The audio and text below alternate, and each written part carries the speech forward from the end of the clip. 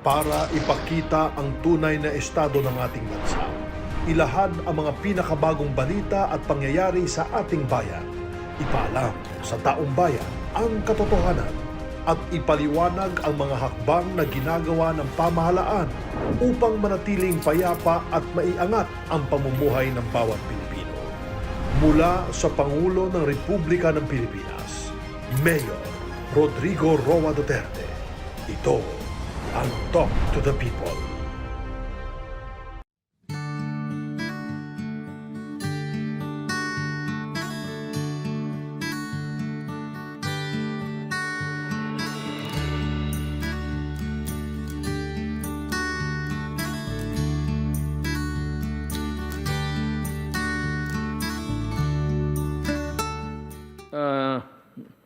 I'd like to greet everybody viewing us a pleasant morning or evening. Recorded kasi ito. So, it will be played in appropriate time. It would depend on the management ng RTV. We are here again to make a report and to explain further regarding the circumstances of the acquisition, the procurement of medical supplies sa Parmalin. Napipilitan ho kami. We are forced to come up with an explanation to the public simply because of the innuendos and the outright accusation of Gordon, the despot, regarding how he got hold of the things that we needed to fight COVID. Now, I'm happy that the lower house of Congress, the House of Committee on Good Government and Public Accountability hearing, the Committee on Good Government and Public Accountability hearing of the House of Representatives initiated a congressional inquiry into the alleged misuse of funds of certain agencies for the government's COVID-19 response. That was the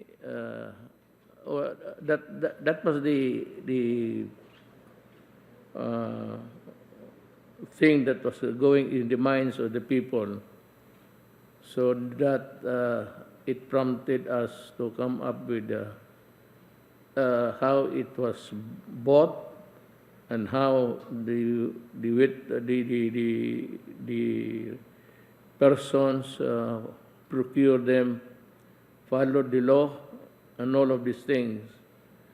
Alam mo, we could not get a complete and a thorough answer from the Senate because it is presided over by a despot, Gordon, who does the talking. He cannot help but talk, and he interrupts the resource persons with questions and cutting them off and providing the answer, so that the answer of the resource person could never have been complete.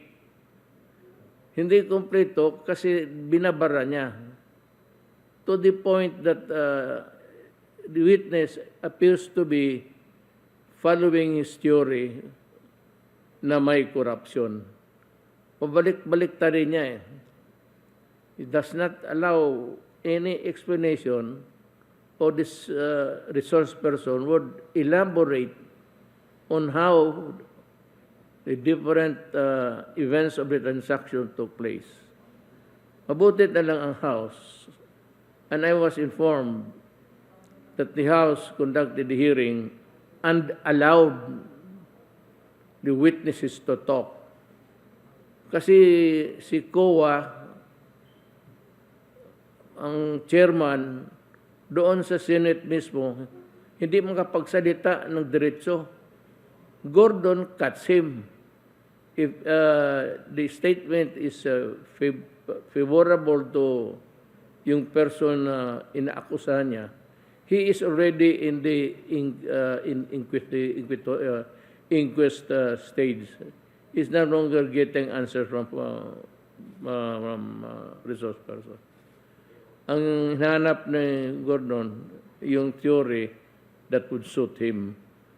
And it has become a inquest hearing, not a Senate hearing. And as if the resource persons, or some of them, not all, are already guilty. Kung magsalita naman ang COA, and even the chairman himself, kinakat ni Gordon. But in the House, as I was informed, everybody were given a chance. Those who were called to testify were able to complete their story, and it is a more sane inquiry because ang mga witnesses nakapagsalita ng kanilang totoong sagot. So, that the witness this morning was an inquiry devoid of rudeness, bias, and partiality perpetrated by Gordon. It was an investigation that was not conclusive and based on facts as provided by the resource person. Wala pa ang ano. The witnesses will be called. I think those who were already called in the Senate might be called by the House to testify again. So that is good because in the House, they will be given every chance to talk. It was fair, yung kanina daw, the witnesses were heard and allowed to explain. There was no badgering and no bullying. No one argued with the resource person. Wala si Gordon. Wala ang lower house, walang Gordon eh. Gordon is one of a kind. Kaya sabi ko, if the Filipino people nakikinig kayo, dump the guy, he's a fraud. This is how an inquiry should be, far from the witch hunt being undertaken by the Senate.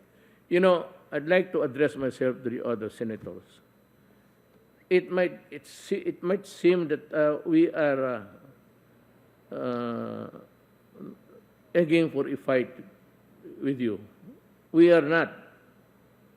Ang problema dyan, yung Blue Ribbon, ang chairman, is a despot. He does not allow anybody to answer, and he cuts the testimony of even the COA. Nakinig man ako, ano klaseng tao ito? And he talks and talks and talks. He cannot help but open his mouth. He is a pathological storyteller, si Gordon. And, well, just as I said, I would like to conduct this inquiry because we need to know the truth. And ganun lang yan siya. Pa-English. Yung English mo, hindi naman naintindihan ng lahat.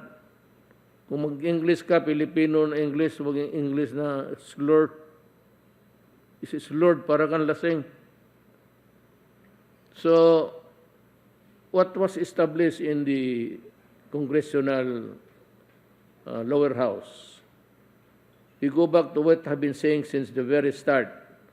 And I will say this again for the benefit of those who cannot seem to comprehend and those who refuse to understand. I am addressing this statement to Gordon. There was no overpricing, which some senators are so desperately trying to establish. Everything was delivered. There was no ghost deliveries, as some senators are implying.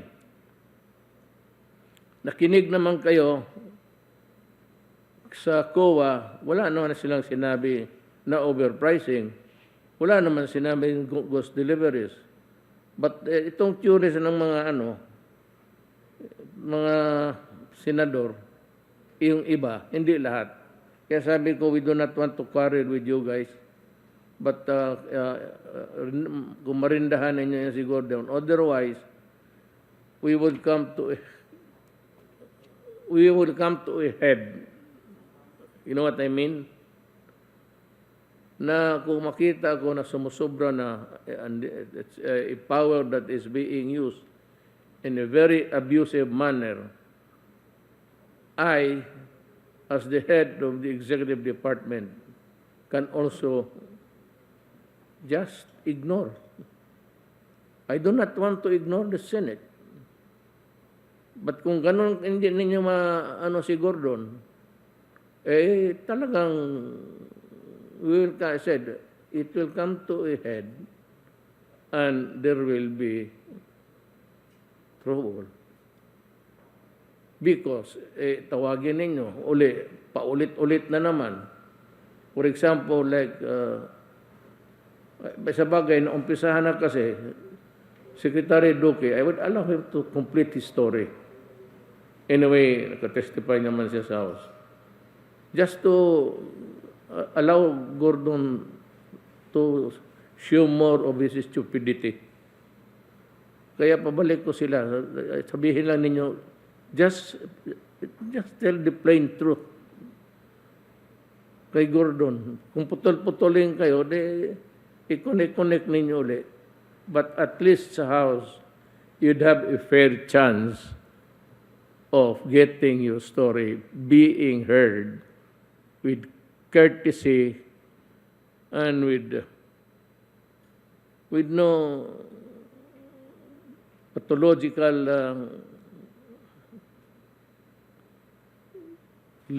legislator with bullying you to no end.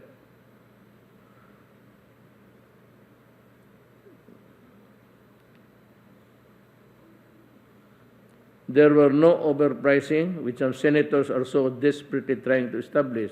Yeah. Everything was delivered. There was no ghost deliveries, as some senators are also implying. I hope that the next time there's a statement like that, you better make clear kung may kasali kayo dito. Kasi, alam mo, may insultuhin ko kayo. Kaya mga bobo na walang nalaman kung hindi mag-grandstanding. Wala naman talaga kayong makuha. Even if we continue to hear this case until kingdom come, I do not think that you will get anything there except that you want to dance before the bar of public opinion so that you'll be noticed and maybe try to impress the voters in this coming election that you are an intellectual, that you are a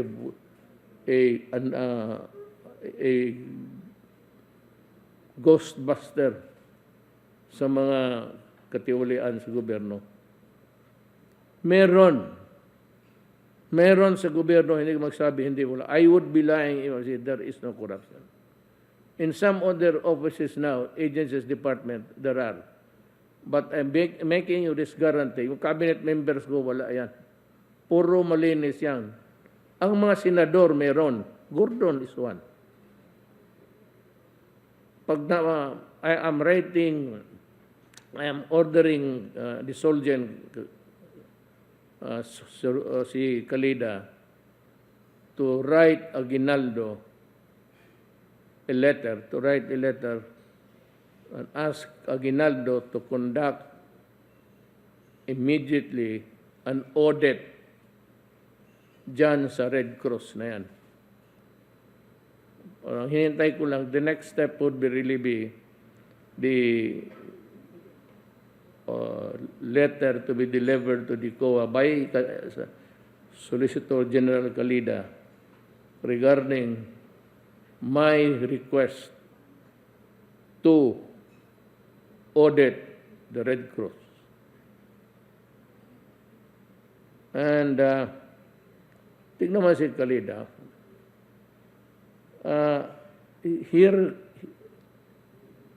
hear him now and try to come up with your opinion kay mga Filipino kung ano ang nangyayari sa hearing sa lower house. Magandang umaga po, Mr. Chairman, and to the members of the committee.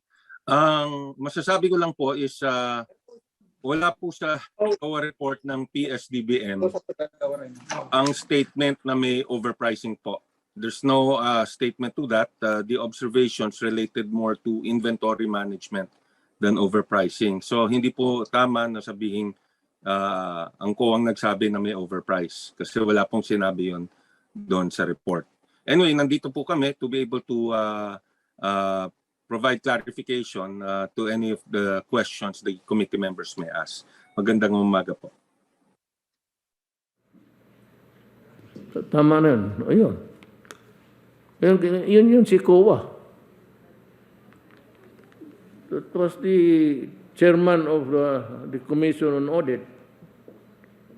Sinabi niya, ano po bang gusto ninyo? Senators, I'm asking you. He said, I do not want a fight with you. But what else do you want? Yung Parmalen, yung Parmalen, bahala kayo. You can slaughter everybody there with whatever you want. Kami sa gobyerno, we ordered. There was delivery. Then we paid. Tapos na kami. Insofar as we are concerned, tapos na kami dyan sa ano. Yung Parmalen to inquire into the corporate identity of, sinabi na sa inyo, it was succinctly stated by Senator Villar. Sabi ni ma'am, ganun talaga, negosyante sila, they need materials. Ang andito lang yung mga ente lang yan. Gano, that is the way how the Chinese conduct the business. It is not like the foreign. Doon, word of honor lang yan. O, kailangan mo nito, sige, padala ka. May tao lang sila dito. But I said, that was the reason why I went to China. Yan si Michael Yang, hindi yan fugitive. Nagninegosyo nga yan. Malaki na ang negosyo niyan sa Davao. Has been there for 20 years.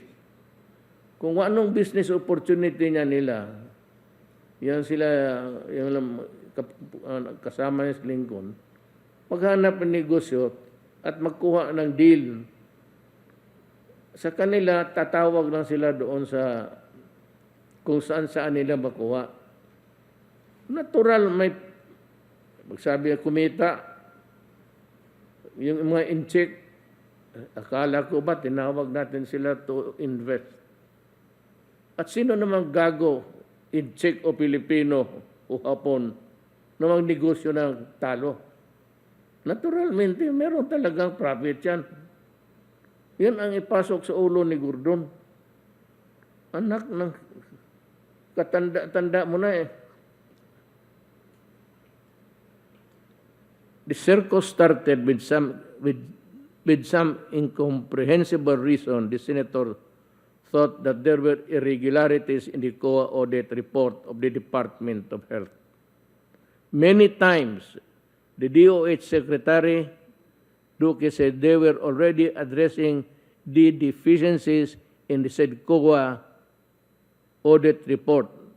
That deficiencies pertain to some inventory matters of the supplies, hindi yung about deficiency of pera. Pero alam mo na,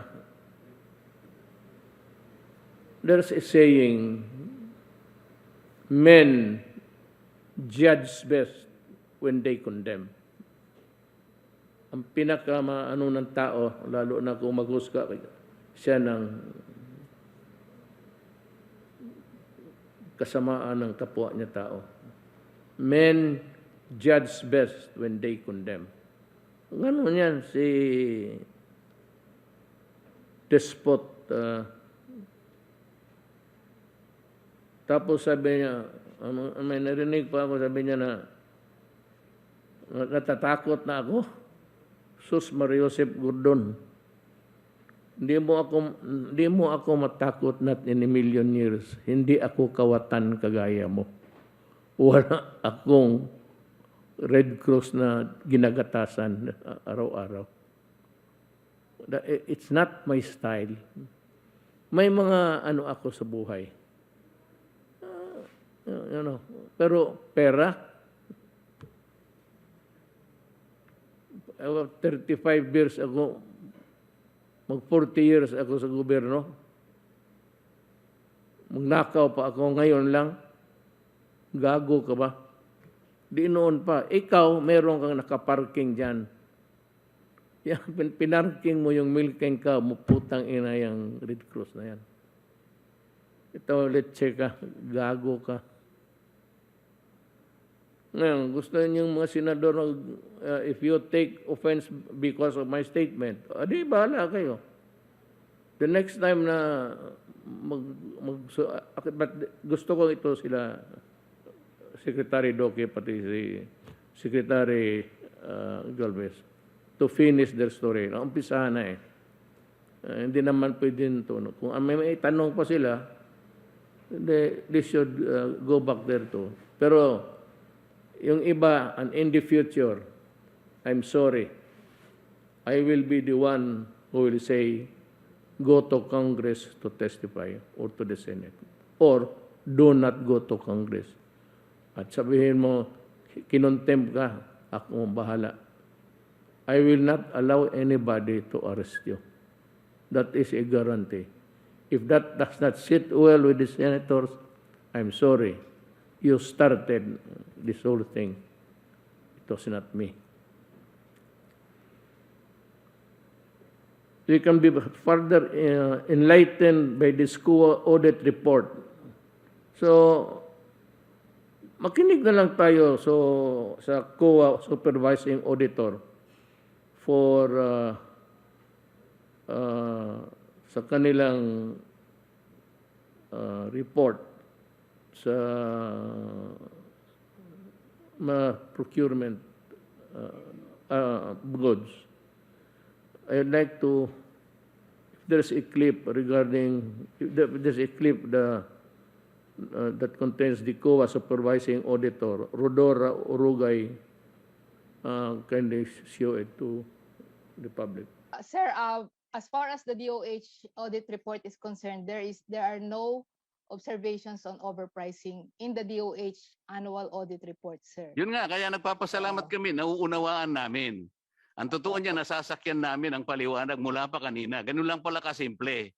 At ngayon, tinindigan na kayo, in-affirm na, kinonfirm na ng COA, bakit nagpapatuloy pa yung Senate Blue Ribbon Committee sa kanilang mga pagdinig? Ang ibig lamang sabihin, Madam Auditor, aminin mo o hindi po pinaniniwalaan ng Senate Blue Ribbon Committee ang admissions o ang inyong COA report. So yun. Na ito ngayon, let us focus. If you want the story to be complete, makinig tayo sa discussion ni Attorney Warren Yung, former PS-DBM Director. So siya ang maka-explain sa atin kung paano ito, ano ang protocol, ano ang requirements, and what are the things that they had to do before they can order or receive goods that are procured by government. Yung may clip kayo kay Attorney Warren Yung PS-DBM Director talaga.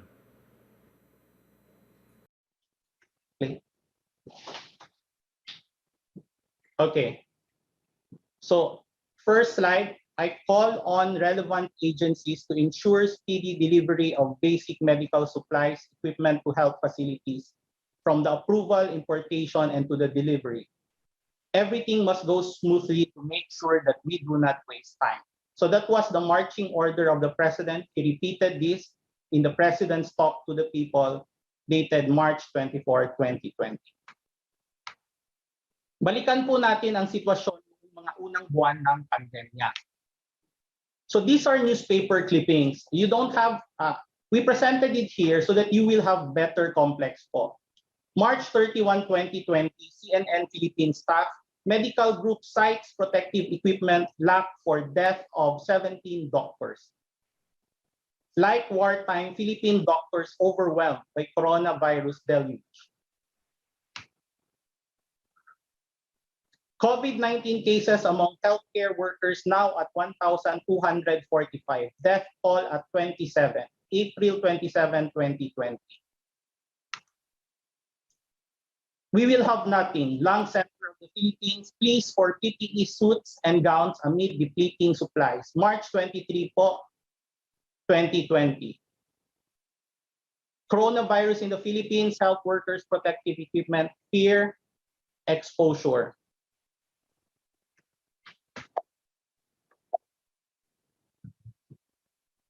Kulang ang supply ng mga personal protective equipment sa buong mundo. Coronavirus sparks a war for masks as accusations fly. So on this one, there was accusations that other nations are getting the supplies intended for another country. Protective equipment costs increased over 1,000% amid competition and surge in demand. Kailangan nating makahanap ng supply. So these are some of the pictures. The Southern Philippines Medical Association is seeking for donations.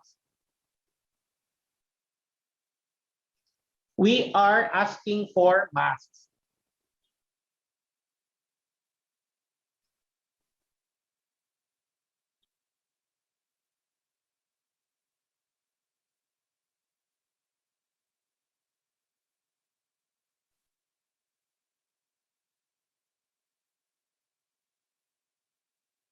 Sir, Sir Warren, naka-mute po kayo, hindi kayo marinig. Pwedeng unmute. Wala pong audio from Sir Warren. Yes, sorry about that. Yes, please repeat. Issue number 1. Overpriced ba talaga ang face mask at PPE na binibili ng gobyerno noong 2020? Hindi po. Face mask, dahil tumaas ang presyo ng face mask noong umpisa po ng pandemya, naglagay po ang DOH ng price freeze at suggested retail price. So price freeze was placed at 28 pesos. Halaga po ng binili ng gobyerno ay 27.72. Some were actually lower. So as you can see in the slides, in March 16, 2020, the price freeze was at 28 pesos. In August 10, 2020, the price freeze was still at 28 pesos. Totoo bang merong face mask na may halagang 13.50 na kayang isupply ng mga local manufacturers noong Abril 2020? Wala po. Noong April 2020, nagkakahirapan po tayo sa supply. Yung pong supply natin sa ating awardee na si EMS, it was only delivered in June 1. The contract was entered in April 27, 2020. And then the first delivery was supposed to be scheduled in May 25. That's about more than a month. And then the actual delivery was done on June 1, 2020. So as you can see, it was not immediately available and we gave them time to produce.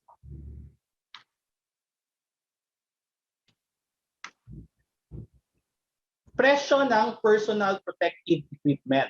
So, ito po, pinapakita po natin yung mga purchase orders nung presyo ng wala pang pandemya.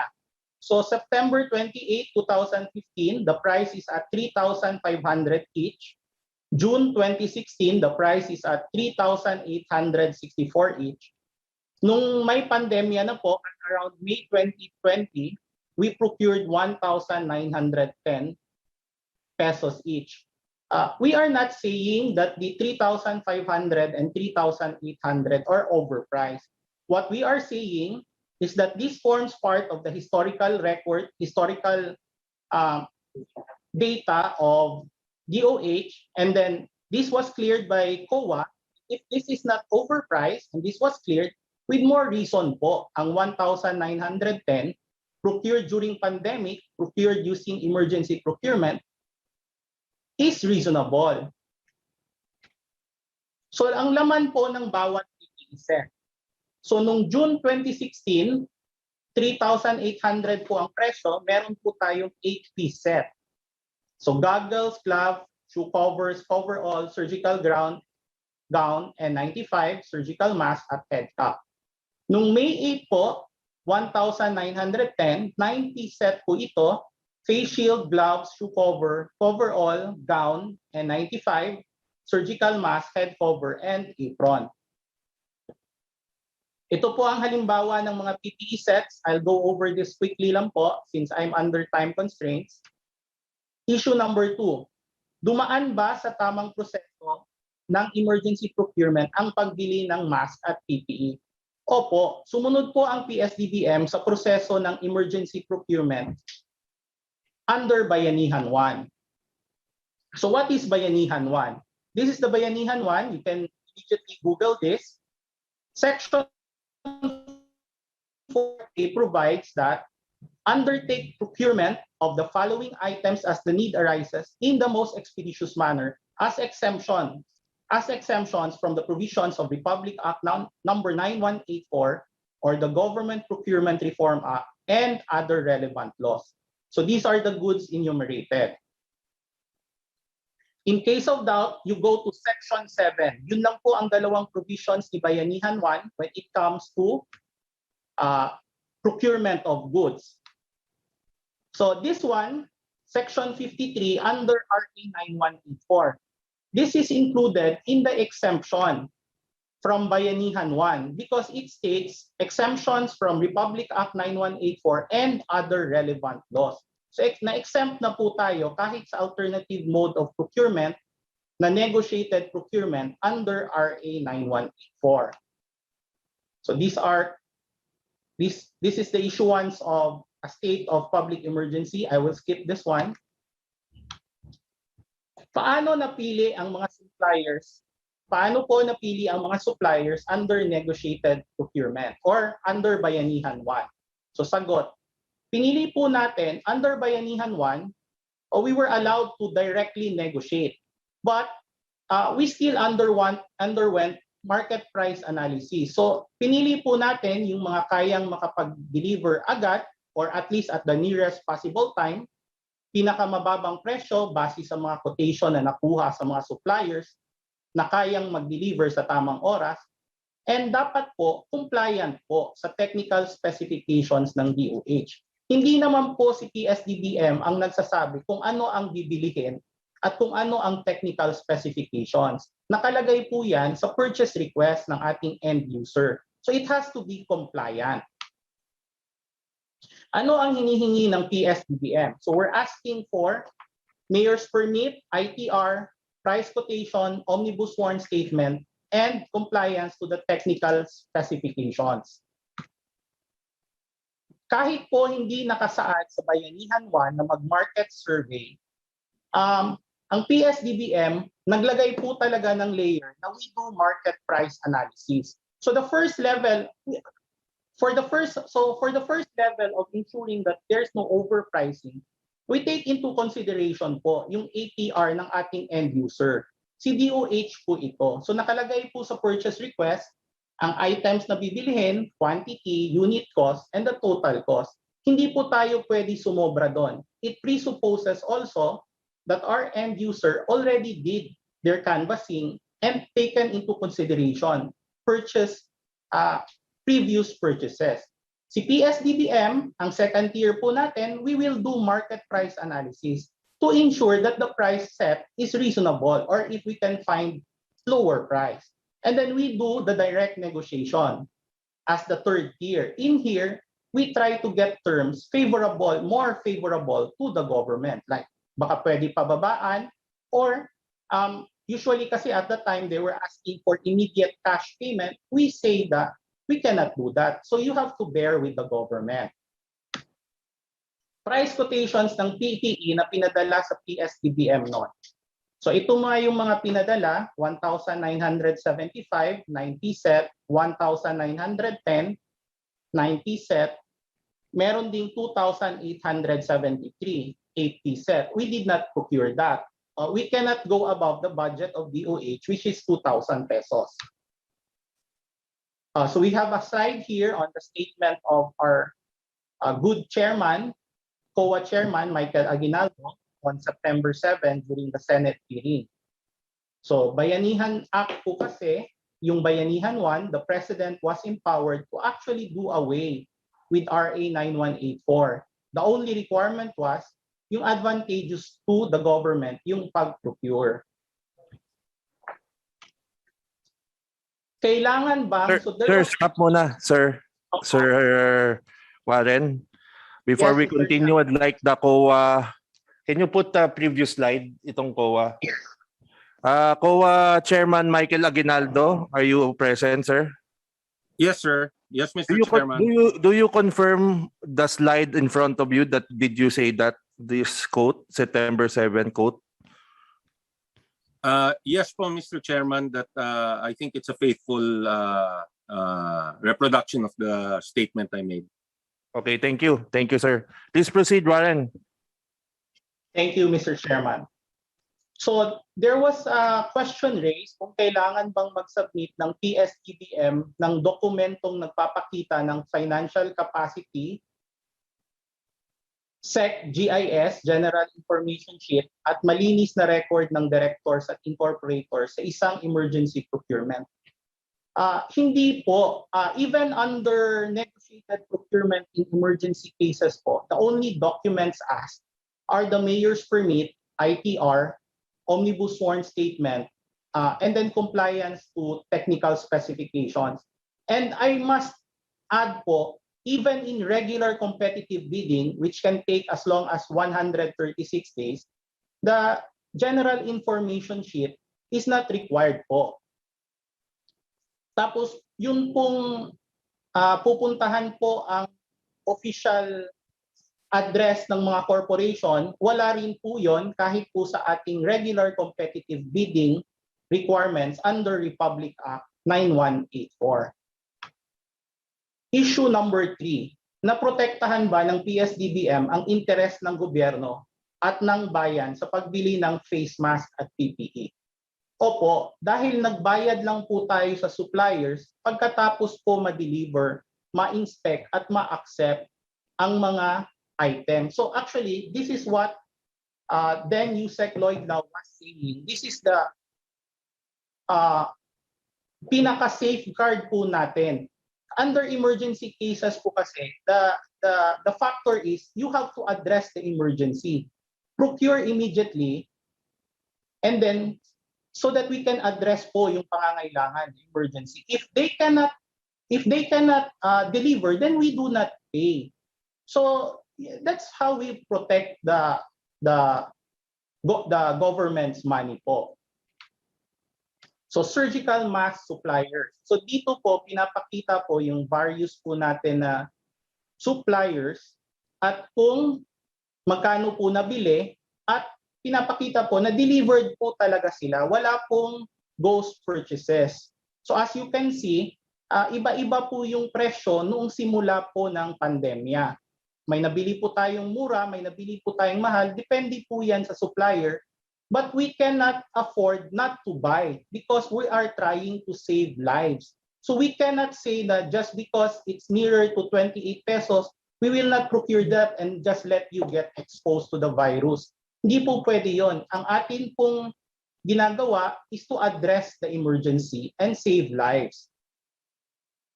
So as you can see, EMS, it began delivering in June 1, 2020 po. Yan po yung ating 1350. Complete deliveries po. This is still EMS. Ito po yung mga deliveries niya, quantity and date delivered. So, this is again a online article. First batch of complete PPE sets from China arrives April 1, 2020. PH carriers add wings to PPE deliveries to get 170 sets, China. So tinap natin kahit ang Philippine Airlines and Cebu Pacific, OCD distributes additional DOH procured PPEs to hospitals. So this data came from, I think, the OCD. It shows how the PPEs were distributed. I think they can better answer these questions. Total distributed PPEs as of August 25, 2020, source OCD. So as you can see on the right side of the screen, those are the quantities distributed to the different regions. Thank you very much. Attorney Leong, if you are listening to us, thank you for your. Allow me to define further the persona of Gordon. Ito si Gordon, in 2017, he was sa Senate Blue Ribbon Committee who filed a resolution to investigate this 6.4 billion worth of shabu shipment from China, wherein Eduardo Asierto was involved. Siya mismo sa Senate niya sa Blue Ribbon. Then in 2018, the Senate Blue Ribbon Committee recommended for the DOJ and Ombudsman to further investigate Eduardo Asierto for multiple law violations. Ito siya, sabi ko, si Asierto was connected with a unit that had something to do with drugs. Ito yung sinasabi ko na pinoprogram nila yung mga foreigners, karamihan dyan Chinese. Tapos sulihin kunyari nila, sabi nila in possession or connected with a syndicate, the trafficking of drugs. Ito ang style nila. Tapos sulihin, hingian ng pera, i-release. Pero marami ring mga biktima noon. There were a lot of victims that were invited for questioning who never reappeared again. Ibig sabihin, namatay. And Asierto was one of the players there. Kagaya noong Korean na sinaksak sa loob ng krami mismo. Ayun, sila laro nila yon. Kanila yon. And Asierto was a player in that. Ngayon, 2 beses nila in-investigate si Asierto. Ngayon, tinawag niya as a witness for the Senate Committee noong sa drugs ni Michael Yang, pati yung si Alan Lim. You know why? Because noon, pinoprogram, hindi man alam ni Gordon, si Gordon bogok Walang nalaman. Basta kung ano lang papel na sa harap niya, yun na yun. And that's it. He does not have any connections at all. Wala, sa bagay, ako mayor tapos naging presidente, mas marami akong briefing being present when these things were sorted out in the past. Yung siyang, pati si Alan, pinoprogram nila yon. Kaya nagreklamo kasi may tinatanong na raw siya, uninvited, hindi siya sumama. Tapos, sabi ko, sige, tignan ko. Kinalkal ko yung report. To justify why he was being invited. At nakita ko doon, lahat ng derogatory evidence or proof, galing lahat kay Asierto. Siya lang, walang report galing Nika, galing report. Dapat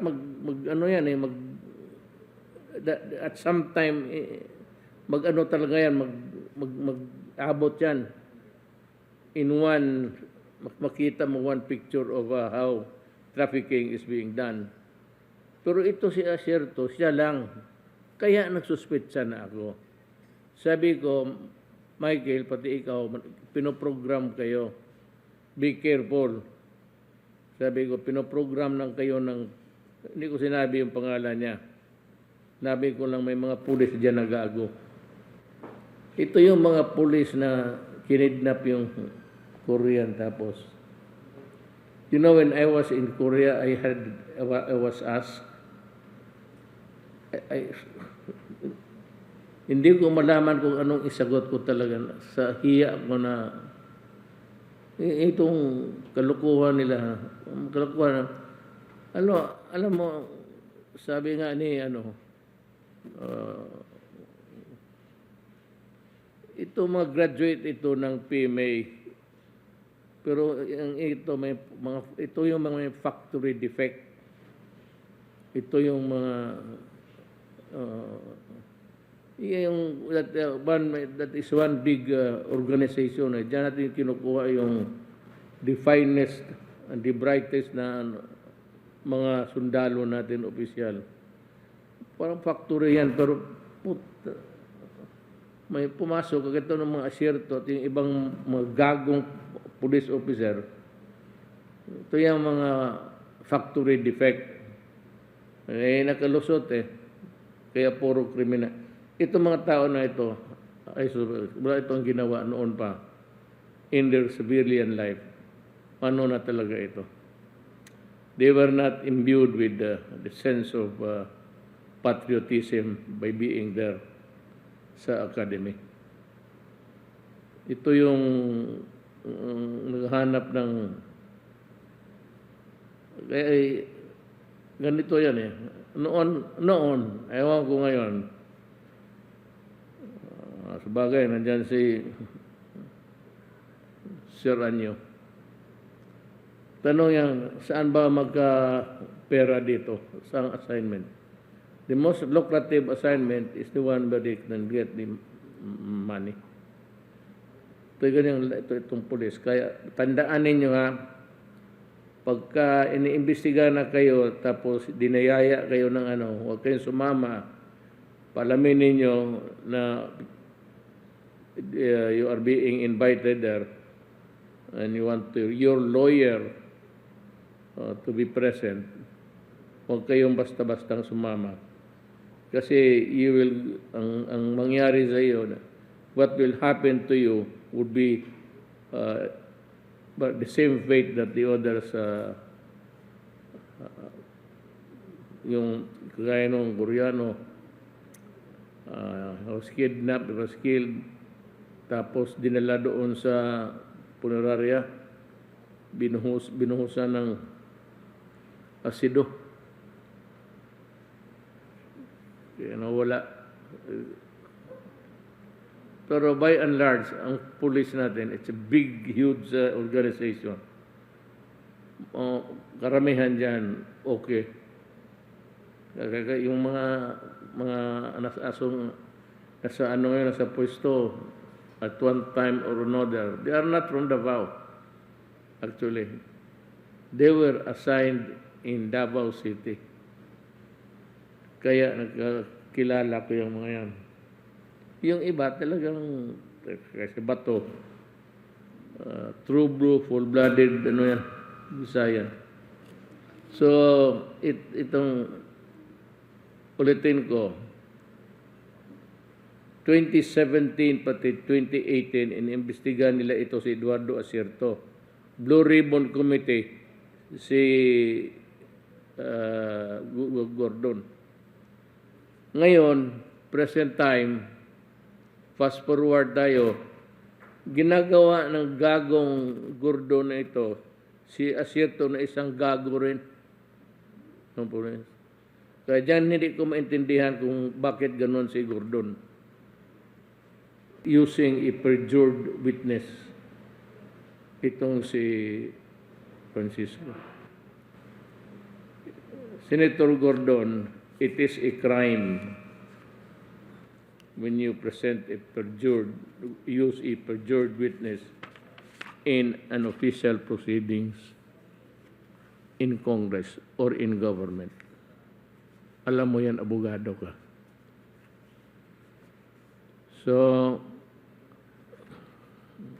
So much about Gordon. Itong si Asierto, putang, nag-testify dyan sa yan yung, sa YouTube ba yun? Ang masakit sa akin, ulol kam, butong inong litse ka. Nag-smuggle ka ng 1,000 AK-47 at binigay mo doon sa NPA. So, it comes late but okay lang. The 19 COVID concerns, si Secretary Duque, Secretary Galvez, Secretary Anyo, I think they have something to report to the people. Itong atin ito, ang ating audience is the nation. Yung audience nila sa Congress, kaya yung mga tao doon, ang aking audience, ang Pilipino. So makinig kayo mabuti kasi sinabi ko, foremost is malaman ninyo kung saan ang pera ng gobyerno napunta at anong ginastusan. Yan ang kaya kung maniwala kayo kay Gordon, di bahala na. Ayan, nung ulong kapo pa yan, yumaman ng husto yan. He was the king of, kaya nung pinaalis siya ni Ramos, hinahabol niya si Ramos kasi gusto niyang pa-reinstate. Fixed term kasi ang kuwan. Talagang there was a footage doon ay hinahabol niya si tumatakbo sa was trying to catch the attention of the president. I think the president was at the time mobiling. And he was standing sa one of the corners there. He tried to chase the presidential entourage kasi gusto niya noon magpa-retain. Gusto niya hawakan ang Subic. Ngayon, wala na ang Subic sa kanya, pero may Red Cross naman siya. Alam mo itong, may I remind the good senator that alam mo yung corruption mo dyan sa Red Cross. Buhay ang nilalaro mo dyan. Kasi matter ang kapital mo nga, dugo. Hindi ka na nahiya dyan sa ang laro mo dyan, buhay. Ang kapital mo, dugo. Yung mga contribution dyan, there's a long way really to buy. Alam mo, mahilig kayo magpa-bloodletting. Isang batalyon na pulis, isang batalyon na army. Tapos sa mga tao dyan, kung kailangan, bumili. Ang mahirap dyan o mayaman gusto ng dugo sa Red Cross, nagbabayad. Isa naman yung mga dugo na kinuha mo dyan sa mga sundalo, pati pulis, pati yung mga civilian. I'm just trying to reconcile. What's the...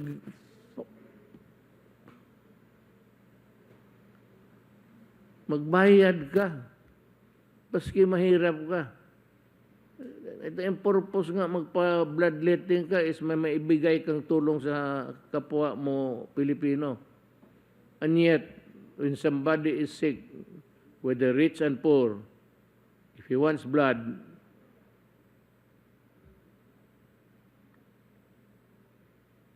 kaya ko lang kung makausap ko si Dracula, ipakagat kita natutulog, kunin lahat dugo mo. Marami kang dugo, tanang katawan mo, bilog na bilog, puro dugo yan.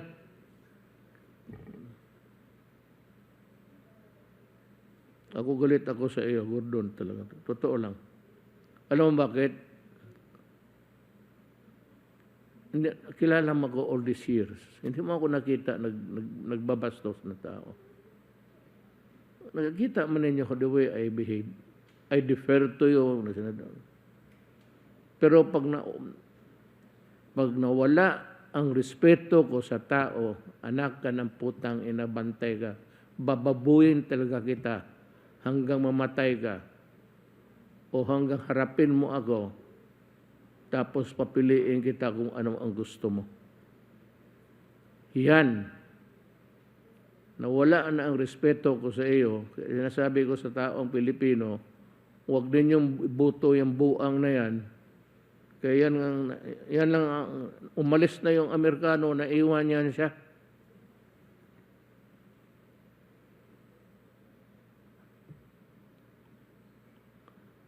We now, Secretary Duque, let us proceed with the reporting. Yes, sir. To the, para sa ito, Pilipino ito ha, kinig kayo. Magandang gabi po, Mr. President at Senator Bongo at mga kasama ko po sa kabinete at higit po sa lahat sa ating po mga kababayan. At muli, magbibigay po kami ng pinakahuling ulat patungkol sa ating COVID-19 situationer. Pangalawa po ay yung maiksing ulat ko naman patungkol sa bagong alert level system para po sa COVID-19 response na ito pong sistemang ito ay ipapilot test po natin sa National Capital Region beginning tomorrow, September 16 up to the 30th. Ang pangatlo naman pong ulat ko ay patungkol naman sa latest whole genome sequencing results. At ang pang-apat po, ang healthcare worker benefits. At ang pinakahuli naman po, ang maiksing updates patungkol naman po sa ating vaccination. Ang detalye naman po noon ay ang mag-uulat si Secretary Galvez. Next slide, please. Ngayon naman po ika-15 ng Setyembre ngayong taon, ang ating pong pangkalahatan caseload ay umabot sa 2,283,011 cases. Kasama na po rito ang bagong naitalang 16,989. At sa loob ng caseload na ito, ang active cases po natin ay nasa 170,446. Ang katumbas po nito ay 7.47%. Kasama na po rito ang 16,761 new cases. At ito po mga aktibong kaso ay sa kasalukuyan either naka-admit po sa mga ospital or naka-isolate po sa mga facilities. Out of this, yung pong 166,876 equivalent to 97.91% ay mga asymptomatic, mild, and moderate. Samantalang ang kabuuan severe and critical cases ay nasa humigit kumulang 3,550, mga ganun ho. At ang katumbas po nito ay ang halos mataas ng kaunti sa 2%, severe and critical. Sa punto naman ng recoveries, nasa 90.97% tayo at ito po ay nasa 2,076,823. Kasama na po dito yung bagong mga gumaling na 24,123. Samantalang ang atin pong mga pumanaw, case fatality rate ay nasa 1.57%. Bumaba po ito ng bahagya mula sa 1.66% noong mga nakaraang linggo. At ang pangkalahatan bilang ng ating pong mga pumanaw ay umabot na sa 35,742. At meron po tayong bagong naitalang mga pumanaw na 214. At ang mga pangunahin na rehiyon na nakapag-ambag sa atin pong mga bagong kaso, ang NCR nag-ambag ng 4,391 new cases. Sunod ang Region 4A as 3,681. Samantalang ang Region 3 ay nasa 1,681. At ang mga pangunahing lugar naman ng mga lalawigan at mga syudad na nakapag-ambag sa ating pong kasalukuyang caseload, ang Cavite ang nangunguna sa 1,674, ang Quezon City nasa 1,261, at Laguna naman po asa 658. So bibigyan din ko lamang po na ang mga Pilipinong may edad na 50 taon gulang hanggang mahigit 80 taon gulang, ang kanila pong case fatality rate ay napaka mataas, 4.9%. At kung ikukumpara natin ito doon sa mga pumanaw na mababa sa isang taon hanggang sa 49 na taon gulang, na kung saan ang case fatality rate ay nasa napakamababang porsyento, 0.39 lang po compared to 4.9 dito po sa elderly population. Kaya binibigyan din po natin na sa bakunahan ay lagi natin bibigyan prioridad ang ating pong mga A2 or the senior citizens. Patungkol naman po ito, Mr. President, ay sa ating healthcare worker benefits. Meron ng 15.1 billion benepisyong naipamahagi ang ating pong gobyerno sa ating pong mga healthcare workers mula September 2020 hanggang sa kasalukuyan. Kabilang po rito ang higit 13 billion na special risk allowance at active hazard duty pay. Halos 1 billion para sa meals accommodation and transportation and life insurance. Nakapagbigay na rin tayo ng abot sa 500 million na sickness and death benefits para po sa atin mga healthcare workers na nagkaroon po ng COVID infection. Nagpapasalamat kami, Mr. President, sa inyo at sa DBM sa mabilis na pag-aksyon sa aming request para sa batch 3 and 4 ng SRA payments. Sila po ay nagbigay ng 888 million, itong pinakahuli, at mula rito na i-download na po natin sa mga Centers for Health Development or regional offices at health facilities ang 882 million at ongoing ang sub-allotment ng balanseng 6 million. Patuloy na nangangalap ng pondo ang inyo pong DOH para makapagbigay ng dagdag na benepisyo para sa ating healthcare workers. At sa ngayon, meron tayong karagdagan request na pondo sa DBM upang mabigyan ng SRA ang ikalimang batch or grupo ng ating pong mga mapagsakripisyong healthcare workers. And lastly, Mr. President, next slide, ang ating pong mga pagbubuod ay ang mga sumusunod. Patuloy na tumataas ang mga kaso sa bansa kung saan nananatiling nasa high risk level ang 92% ng ating pong mga lokalidad. Ito po, 111 out of 121 provinces, highly urbanized cities, and independent component cities. Sa unang 2 linggo ng Setyembre, tayo ay nakapagtala ng 83 COVID-19 deaths kada araw on the average. At dahil sa patuloy na tumataas na healthcare at ICU utilization rate, amin pong paulit-ulit na hinihikayat o inuudyok ang mga ospital at lokal na pamahalaan na maglaan ng sapat na COVID-19 beds, ICUs, at mechanical ventilators upang magkaroon ng sapat na kapasidad para sa atin moderate, severe, and critical cases. Kinakailangan din natin gamitin. Napakamahalaga po ito para hindi mabilaukan ang ating pong mga ospital, ang temporary treatment and monitoring facilities. Ito po ay ang mga quarantine facilities para po sa atin mga asymptomatic and mild cases na dapat dito po at hindi sa mga ospital magpupuntahan. Makatutulong po sa atin pag-decongest ang atin pong mga ospital sa ganito pong pamamaraan at malaking tulong po ang atin One COVID Referral Center.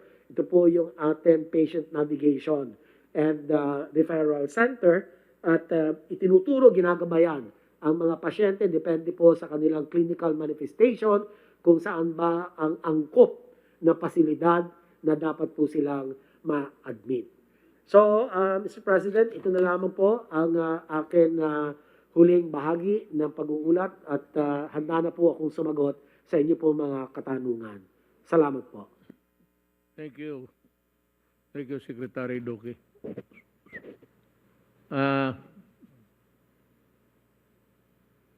Let me just also give my own take. Simply the COVID cases are rising all throughout the country. Tumataas po. Tumataas, maraming nahawa. A lot of them are afflicted all over the country na. At it used to be that the children were not affected by the contamination noon. Pero ngayon pati bata. So just be careful. We are put on notice that ang mga ospital natin punong-puno at saka maraming namatay na sa atin. It's 30,000 plus. It's going to increase as we travel this journey through the COVID pandemic. Let me just ask you to again exercise the cautionary measures of washing, then distancing, and wearing the mask. And of course, I said, if you will,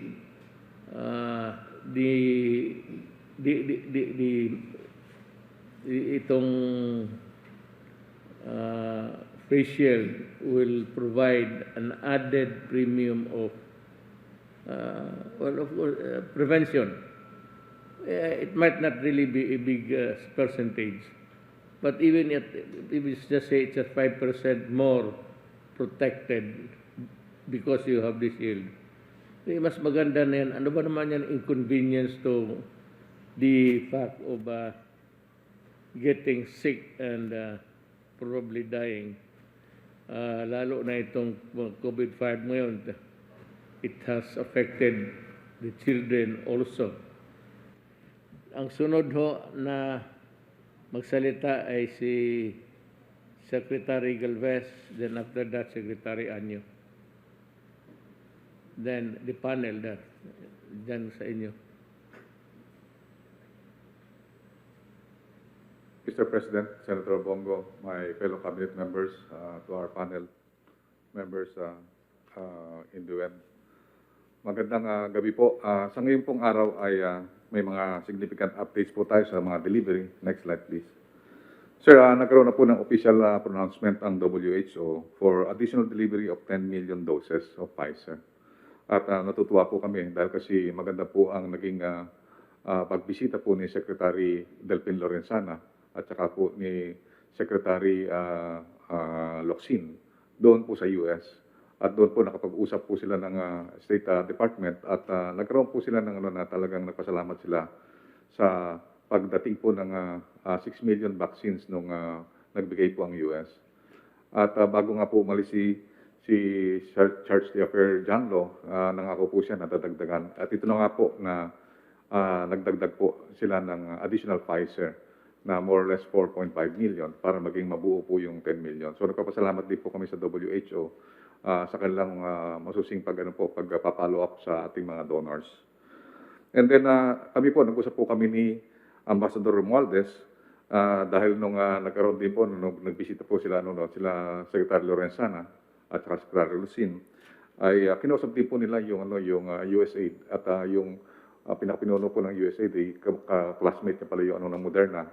So nangako ang Moderna po na nagkaroon po sila ng slippage na 1.8 million last month.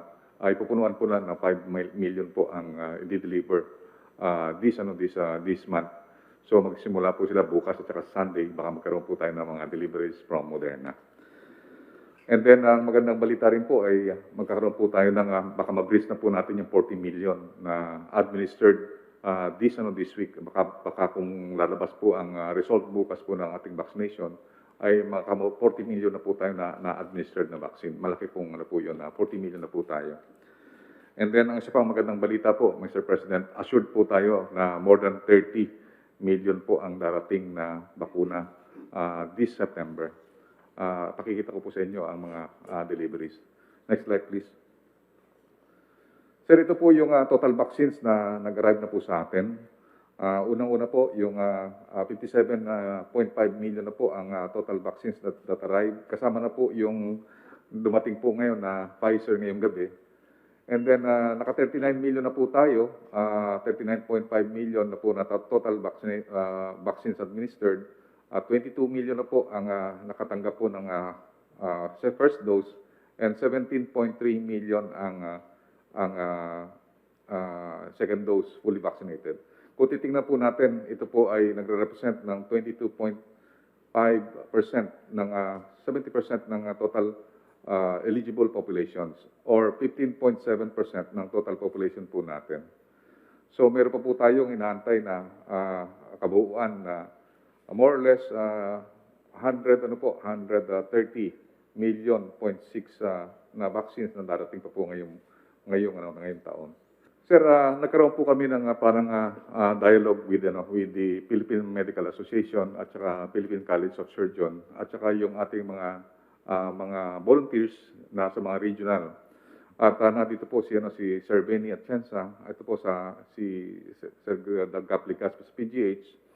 At ang si Ong Lim, ito po yung mga kasama po natin, mga more than 100 na na mga professionals na mga doctors. Kasi Mr. President, nakita po natin na yung mga doktor po natin almost matagal na po nakababad sa COVID-19 na different waves. And yung sinasabi niyo po sa akin na tingnan ang kalagayan ng ating mga doktor.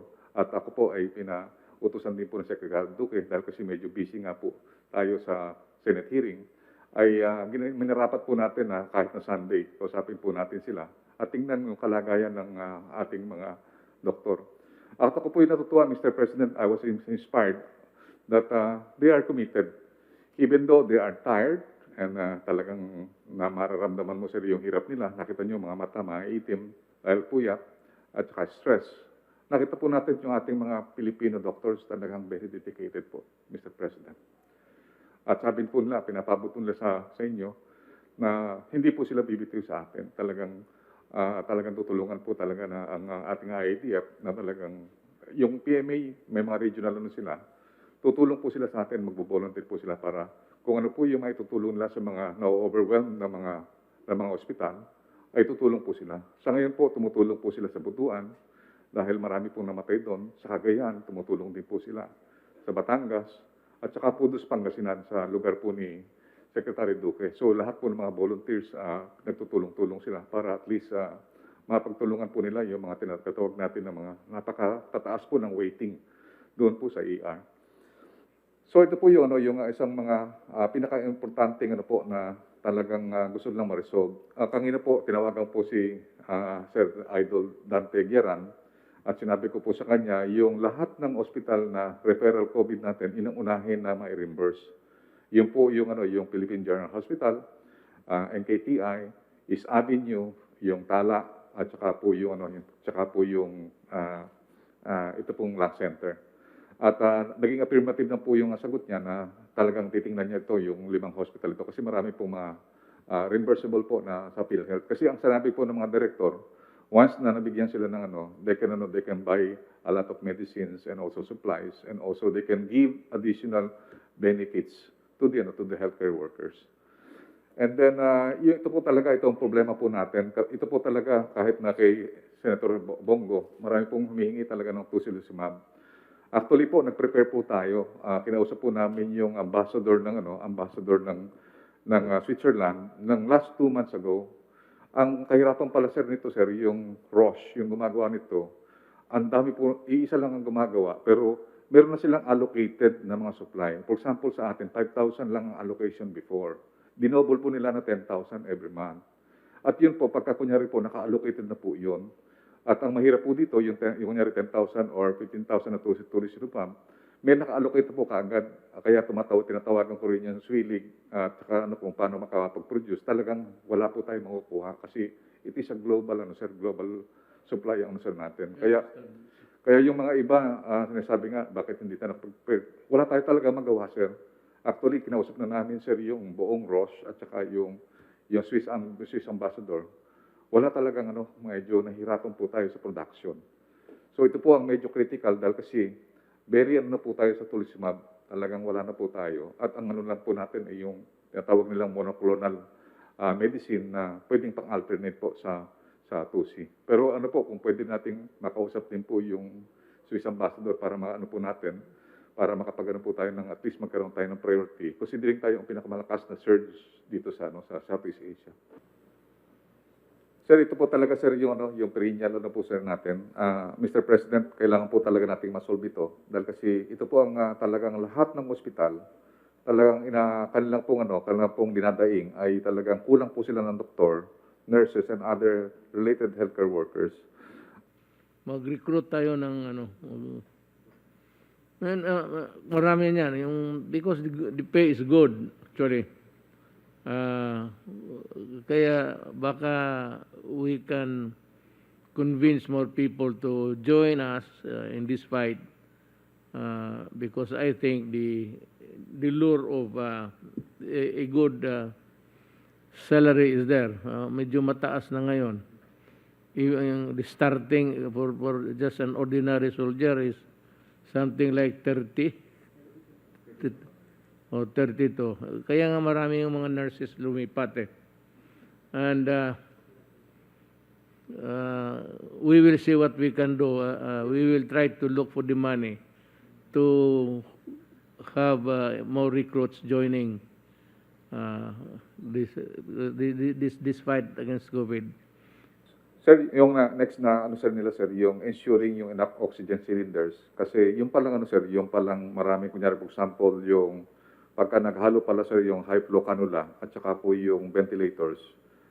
Yung high flow cannula is yung isang cylinder po sir, 1 hour lang po nila nagagamit. So kailangan palit-palit po mga cylinders ng oxygen. I believe ang kailangan po yung sa lung center kasi more than 41 po yung ventilators nila na nagagamit saka sa East Avenue. Kaya po humingi po ako ng tulong kay Senator Bongo para magkaroon na po ng tinatawag nating yung expedite approval of the establishment of the oxygen production plant in major hospitals. Kasi po katulad ng sa SPNC, ang pagkakalam po meron po siyang tinatawag nating yung oxygen production plant. Kasi pagka naghalo daw po yung marami pong pasyente, gumamit yung high flow cannula at saka po yung ventilator. Pagka po nakasabay-sabay po yan, yung yung pressure po humihina. So kailangan pa talaga meron siyang self-sustaining na oxygen plant ang isang hospital para makaano po siya. At saka kung just in case na talagang magkaroon po ng tinatawag nating marami pong mga pasyente, yun po pagka nagkaroon po ng tinatawag nating disruption sa oxygen, malaki po ang probability na mamatay yung tao. And then, yung magandang recommendation po nila, which is I will recommend this to the IATF, yung tinatawag na implementation of quadrant sectoring concept or referral hospital. Kasi meron po tayo sa ating contingency plan, sa ating earthquake. Meron po tayong quadrant sa Metro Manila. Meron po tayong quadrant ng ng tinatawag nating northwest, northeast, southwest, southeast. Yun po, ginawa po natin yan ni Senator Duque, na yung ating mga referral hospital nasa quadrant po na yun. Ngayon, i-revisit po namin kasi para mas maganda, magtulungan po yung mga cities na nandun sa quadrants para po yung katulad na kunyari, for example, yung PGH, panay COVID ang kukunin niya.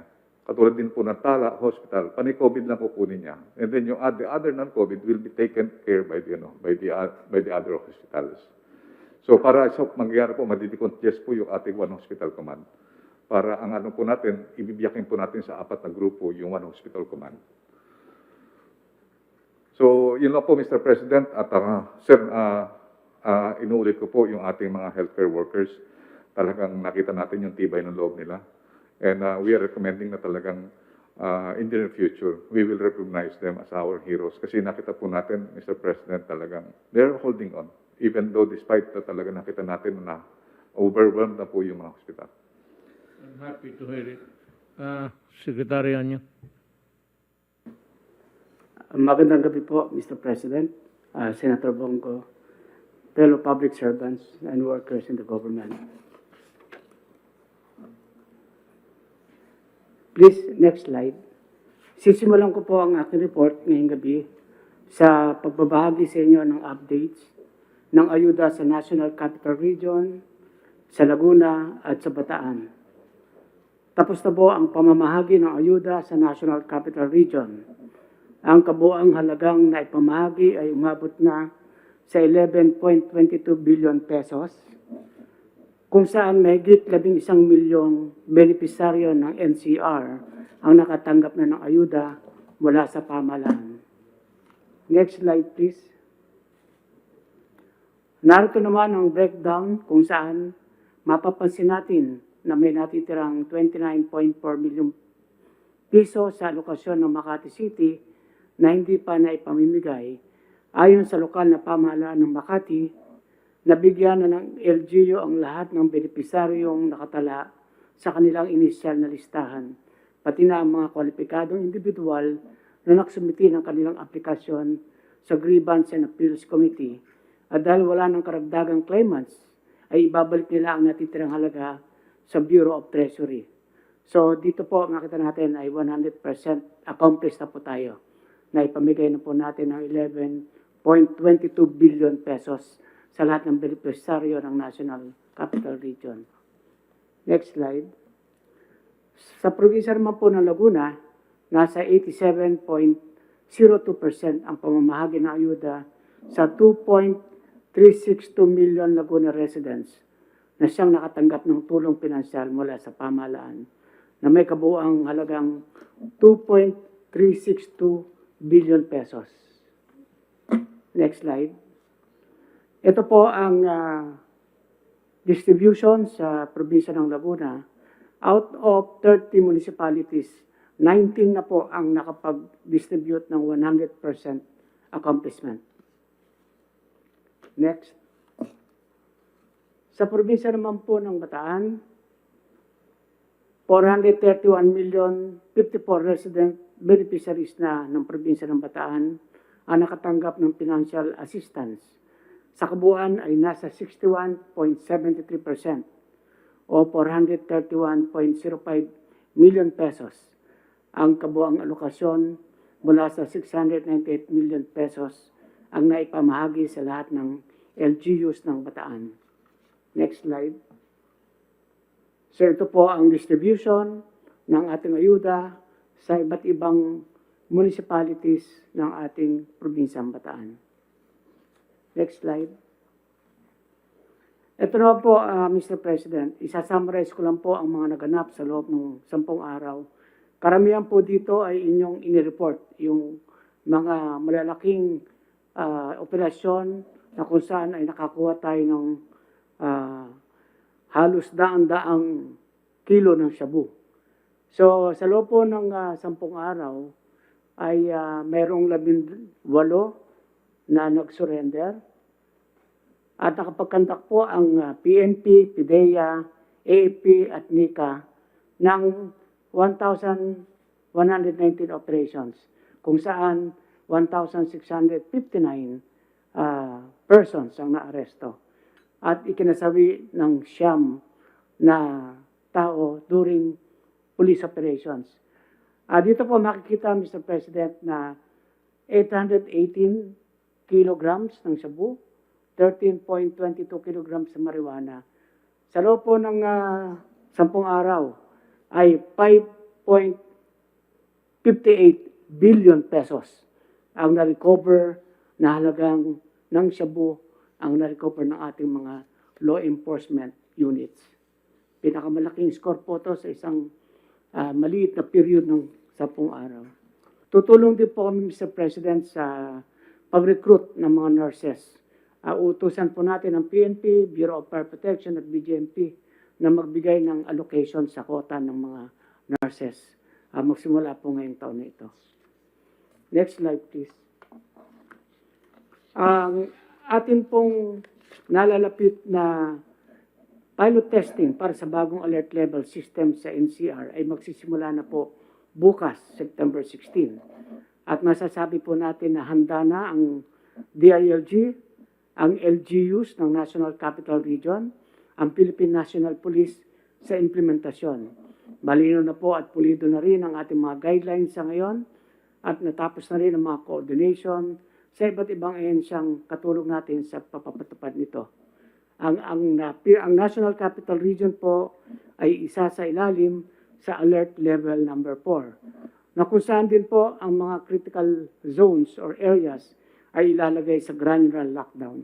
At atin pong pinapaalalahanan ng ating mga kababayan na dapat ay susunod tayo sa minimum public health standard sa lahat ng oras. Yan lamang po, Mr. President. Maraming salamat po. Thank you, Secretary Anyo. May we hear first from si Food and Drug, Attorney Domingo. You Yes, have sir. something to say? Wala na. Good evening po, Mr. President, kay Senator Bong, tsaka sa lahat po ng mga cabinet members. Ito po, bigyan ko lang po kayo ng konting update sa mga bakuna natin, tsaka yung mga nakikita po natin na epekto niya sa ating population. Nabanggit niyo po, Mr. President, kanina na kahit sa mga bata nagkakaroon na po ng COVID. So pag po dumating yung panahon na enough na po ang supply natin, next slide please, at saka po meron na po tayong regular supply at magbabakuna na po tayo ng mga bata, meron naman po tayong mga option na bakuna maaaring gamitin. Yung next slide. Unang-una po sir, yung Pfizer na vaccine, nabigyan na po yan natin ng EUA for use sa mga bata na 12 years old to 17 years old. So ito po yung first option natin na check na po ng ating mga experts at yung pong data nila to show safety at efficacy po sa mga bata 12 to 17 ay nakita naman. Meron lang pong mga very rare na instances of myocarditis or parang inflammation ng puso na madali naman pong gamutin at very rare nangyayari. Next slide. Sa next slide po natin, makikita yung second option po natin, Mr. President, yun pong Moderna na vaccine, another mRNA vaccine.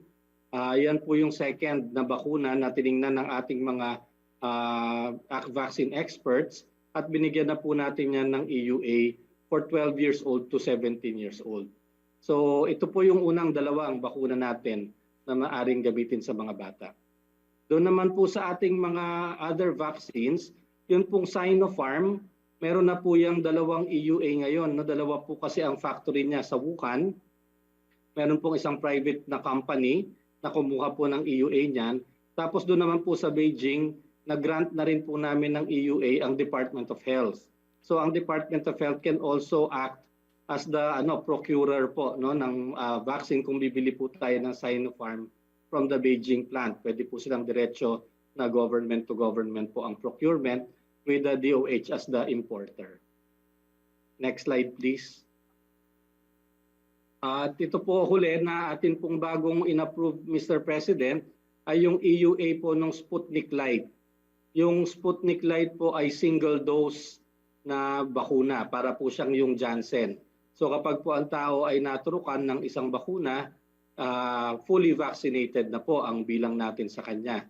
So ito po ay maaari pong gamitin natin kapag binili po halimbawa nila Secretary Charlie itong Sputnik Light sa mga lugar na mahihirap abutin, yun pong mahirap magbigay ng 2 doses, at yun pong ang cold chain natin ay 2 degrees to 8 degrees. Ito po yung mga mga populasyon na maaari pong gamitan ng bakuna na to. Medyo madali po yung kanyang logistics. At yun nga po, at single dose lamang po siya. So yun po ang ating makikita dito sa ating pong real world data sa Pilipinas, that definitely po the benefit of vaccination outweighs the risk, and that it the vaccines are really an effective and critical tool to control the pandemic. Kahit po makikita natin sa data po natin sa NCR kung saan napakarami na po nating nabakunahan, more than 50%, ang mortality rate po ng COVID ay mas mababa po ngayon na ang dami-daming kaso kesa po nung early part of the year, no? Na konti pa po ang nabakunahan. It is important to complete the recommended doses. Talaga pong bumababa po after the first dose ang incidence of COVID, pero after the second dose, talaga pong malaki pa po ang binabagsak ng incidence nito. Breakthrough infections can still occur. Wala pong 100% na efficacy na vaccine, but it happens in a very small percentage of fully vaccinated individuals. And most of them would get mild disease. Very rare na po yung severe COVID kapag po fully vaccinated. Kaya po talagang importante lamang, katulad po ng sinabi nyo kanina, kahit po vaccinated na tayo, observe health protocols. And yun nga po, nananawagan kami sa ating mga vaccinators, sa healthcare workers natin, tsaka vaccine recipients na pag may naramdaman po sila sa bakuna, i-report po nila sa amin sa FDA para po matuloy natin ang monitoring and it will help us make decisions in the future. Yan lang po, Mr. President. Maraming salamat. Thank you, Tony Domingo. Now let us hear from the MMDA. Thank you, Mr. President. Magandang gabi po, Mr. President, Senator Bongo, ES Medialdia, sa lahat po ng mga cabinet members. Gusto ko lang pong sabihin, Mr. President, na bago po tayo mag-talk to the people ngayon, kaninang 6 o'clock po ay nakipagpulong po ako sa lahat ng mga mayors ng Metro Manila. At gusto ko pong sabihin sa inyo na handang-handa na po sila. Kasama po namin sa pagpulong kanina ang kapulisyahan, si General Dixon at si General Danao. Nang sa ganoon ay bukas po talagang hihigpitan namin sa Metro Manila. Talagang huhulihin po namin yung mga talagang hindi sumusunod, no, sa mga protocols. At si Yusek Densing po ng DILG kasama rin namin. Klinaro ng mga mayor sa ibang provision ng mga bagong alert level. And of course si Yusek Thomas po ng DSWD to make sure po itong tinatawag natin mga lockdowns na may mga binibigay po mga grocery ay inayos din po namin para maghahatian po ng resource sharing. At gusto ko din pong pasabi, Mr. President, na nagpasa po ng resolusyon na ang curfew ay adjust namin. From 8 o'clock gagawin na pong 10 o'clock, 10 to 4 a.m. At habang po may pilot, no, ay kami po ay tuloy-tuloy pa rin magpapabakuna dahil sa ngayon po ang nabakunado sa Metro Manila ay 61.85%. In 1 month, posibleng maging 80% na po ang 2 dose na may bakuna sa Metro Manila. And by December 13, the rate we are going, pinakamaliit po ay 88% o 88.62% ng Metro Manilans ay 2 na po ang bakuna. Yun lang po, Mr. President. Maraming salamat po. Thank you, Chairman. Let me see the faces of the panel. Well, I'd like to call Secretary Lorenzana. Magandang gabi, Mr. President, Senator Bongo, mga kapakaulingkod bayan at mga kababayan. Narito ang mga nagawa. Can I have my slide, please?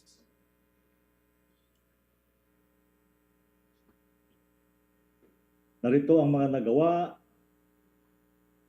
ng response cluster sa ikapitong linggo ng pagpapatupad sa ating Crisis Action Plan against COVID-19. Slide 2.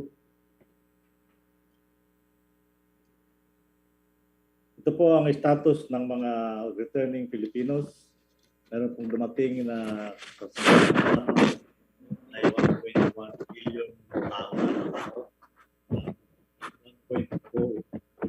1.4 million total, kasama na yung mga overseas at saka overseas. Like this. Like this.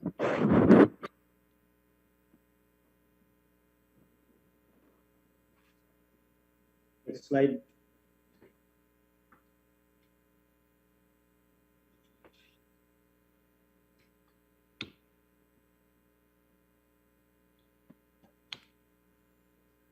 Ituloy ko lang po itong aking ulat. Ang community subcluster ay magsisimulang ipatupad ang bagong guidelines sa pagsasailalim sa NCR at NCR Plus alert levels simula bukas, ikalabing-6 ng Setyembre. Ito po yung naiunulat kayo na ni Sekretarya niya. Nagpatupad ng granular lockdown simula ikabalo ng Setyembre sa ilang lugar sa NCR, Sinat Luzon, Calabarzon at Mimaropa. Ang titiyak ng sapat na bilang ng contact tracers sa buong bansa na umabot na sa 128,845 na tao. Weather outlook po, ito po yung outlook natin ng weather sa mga susunod na araw. Wala po tayong inasahang bagyo sa mga darating na panahon. Ang nakalipas na po yung si Kiko, yun na po ang huli natin nakita ngayon. Next slide. Next slide. Yan po, mga Presidente, ang huli kong ulat. Maraming salamat po. Salamat, Secretary Lorenzana. Secretary Panelo. Gusto ko lang pong magbigay ng pagsusuri at magbigay ng aking analysis doon po sa nagaganap na kontrobersya na napalaw po doon sa inyong pahayag kung saan ay sinabihan niyo po si Secretary Duque and for that matter, any member of the cabinet na bago pumunta sa hearing sa Senado ngayon, pag sila'y nakatanggap ng subpoena, kailangan munang pumunta sa inyo at kunin ang inyong pahintulot. Correct. At ang mga kritiko ay nagsimula na naman pong punain at pulaan ng inyong direktiba. At sinasite po nila ang isang kaso. Yung pong Senate versus Ermita, GR number 169777. Ito po ay dinesisyonan ng Korte Suprema noong Abril 20, 2006. At ang ating pong ponente rito ay yung kaibigan natin si Justice Conchita Carpio Morales. Yung pong mga kritiko, sinasabi nila na yung direktiba ninyo na humingi muna ng pahintulot sa inyo ang isang cabinet member bago umaten ng Senate hearing dyan sa Blue Ribbon, hindi sangayon doon sa desisyon ng Senate versus Ermita. Ang nakikita po natin, mukhang yung mga kritiko, kasama na po yung mga ibang senadores dyan, na binasa yung Senate versus Ermita, mukhang hindi po nila fully appreciated o hindi nila naunawaan yung sinasabi ng Korte Suprema. Sapagat ang paksain po doon ay yung Executive Order number 464 na inisyu po ito ni Presidente Arroyo. Kaugnay naman po ito doon sa pagbabawal niya ng sino ang cabinet member o mga military officers na umattend sa isang congressional hearing nang walang pahintulot sa kanya. Kaya nagpunta po sila sa Korte Suprema at kine-question nila yung Executive Order 464. Parang pinalalabas po ng mga kritiko, pati na yung mga senador, na yung Executive Order 464 ay in-invalidate ng Korte Suprema. Subalit hindi po totoo yun, sabagat merong in-invalidate at merong in-uphold. At ang in-uphold nga po doon, yung karapatan ng presidente na huwag pahintulutan ang isang cabinet member na umattend. Sapagat alam po ninyo, para sa impormasyon ng mga nakikinig po sa atin, meron pong provision sa saligang batas, particularly Article 6, Section 21 and Section 22. Kasi parang pinalalabas po nila, kayo ay nakikialam at bakit daw pinagbabawalan ninyo ang investigasyon at ayaw niyong payagan ng mga membro ng kabinete na nasubpina na umattend. So, in effect, sinasabi nila na wala kayong karapatan na pigilan. Unang-una, hindi naman yung pinipigilan. Sinasabi niya nga, dituloy niya yung investigasyon. Kung meron kayong ebidensya, maghahay na kayo. Ang ayaw nyo nga, sinasabi nyo, maliwanag naman sinasabi nyo. Ang kini-question nyo ay yung pamamaraan ng pagpapatupad nila ng isang inquiry o investigasyon kung saan, unang-una, dahil na nga na sinabi nyo, binubusalsalan ninyo yung bibig ng mga tinatawag yung testigo dyan at hindi nyo pinapatapos ang kanilang mga pahayag. Kung saan kayo na nagtatanong, kayo pa sumasagot at hindi nyo pinapatapos at nagbibigay na kayo ng konklusyon. Pangalawa, sabi nyo nga po, tatawagin nyo yung mga cabinet members, pero nakatenga lang sila doon, natanong na naman sila, araw-araw may hearing, hindi naman sila natatanong at nasasayang lang ang panahon nila doon sa hearing at hindi nila magampanan ang kanilang mga trabaho. Balikan po natin yung kung bakit nagkakaroon ng Senate investigation. Gaya na sinabi ko, meron Section 21 at Section 22, Article 6 of the Constitution. Yung pong Section 21, may kapangyarihan ang Kongreso na tumawag ng investigation on inquiry in aid of legislation. So sabi ng Korte Suprema, talagang meron silang karapatan. Pero yung pong nangyayari ngayon, kung titingnan natin, gaya nga ng nabanggit nyo, mukha namang hindi in aid of legislation yan. Sapagkat unang-una, ano pang panukalang batas na pwede na lang isulong kaugnay dito sa investigasyon sa pagbibili ng PPE, ng face mask, ng face shield. Sapagkat maliwanag naman, wala naman nagki-question na yung proseso sa pagbili, pagkaroon ng bidding, medyo wini-wait pa nga yung bidding maliwanag naman, parang walang maayos, maliwanag na sinasabi ang Kongreso o yung komite na kaya nila ginagawa yon dahil meron silang panukalang batas na gusto nilang isulong kaugnay dito sa investigasyon. So, papasok po sila doon sa Section 22 kung saan sinasabi po ng saligang batas.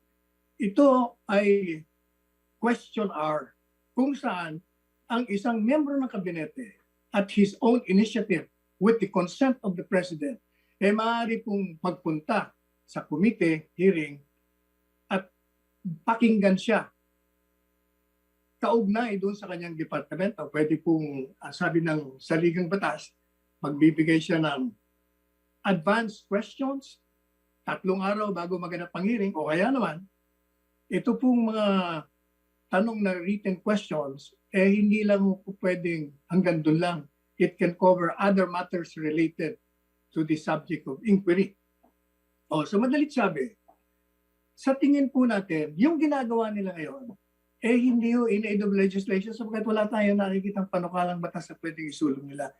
This will fall under Section 22 na question hour na sinasabi ng Korte Suprema na merong karapatan ng presidente na huwag pahintulutan ang isang kabinete miyembro na umattend. Sapagkat, unang-una, may 2 instances. Kung ito involves national security, kung ito involves public interest, kailangan. Sabi nga ng saligang batas, dyan ilagay mo yan sa executive session, kailangan wala nakakarinig yan, hindi kayo kailangan. And doon po sa decision na yun, sinasabi ng Korte Suprema na kung dito papasok yan sa question hour, walang karapatan na pilitin ng Kongreso na umattend ang isang cabinet member.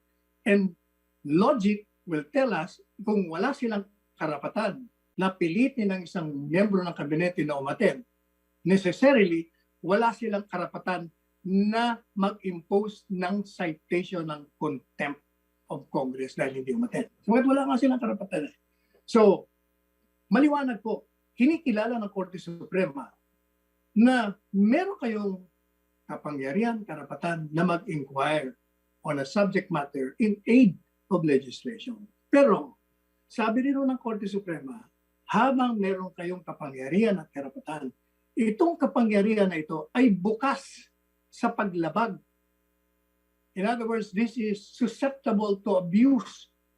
Bakit? Unang-una, pwedeng mag-conduct sila ng investigasyon, kunyari, in aid of legislation. Pero actually, you sort nila, inaagawan nila ang function ng judiciary upang hanapin ang katotohanan. Pangalawa, ay gaya nga ako ng mga pagsusuri ng mga iba, mukhang ito in aid of election. Sapagkat paulit-ulit, iniimbitahan mo. Ang tanong ay klarong-klaro naman. Pati na yung Commissioner Audit, sinasabi nila na walang overprice. Pagkatapos, maliwanag din na may delivery sa ayos naman. Walang nagrereklamo doon.